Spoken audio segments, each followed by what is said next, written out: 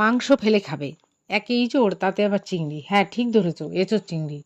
এত সুস্বাদু, এত ভালো টেস্টি হয়েছে। আমি জানি এটা খুব পুরোনো দিনের রেসিপি, অনুষ্ঠান বাড়িতে অনেক তেল ঝাল মশলা দিয়ে রান্নাটা করা হয়, কিন্তু আমি কিভাবে অল্প মশলায় অল্প তেলে খুব টেস্টি রান্নাটা করব, তোমরা দেখতে থাকো সবাই।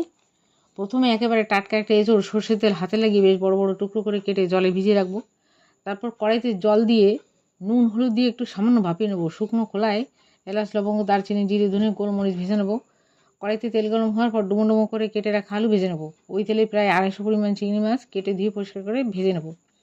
সামান্য জিরে ফোড়ন দিয়ে কুচনো পেঁয়াজ আদা রসুন বাটা টমেটো বাটা কাঁচা লঙ্কা বাটা নুন হলুদ লাল লঙ্কার গুঁড়ো দিয়ে ভালো করে মশলা ভাজার পর ভাপানো এঁচড় টুকরো আর ভেজে রাখা আলু দিয়ে কষিয়ে পরিমাণ মতো জল দেবো। ফুটে উঠলে দিয়ে দেবো চিংড়ি মাছ, দিয়ে দেবো ভেজে রাখা মশলা, সবশেষে দেবো 1 চামচ ঘি। ব্যাস তৈরি হয়ে গেল অত্যন্ত মুখরোচক সুস্বাদু এঁচোড় চিংড়ি। একবার এইভাবে রান্না করলে মাংসের স্বাদ একেবারে ভুলে যাবে।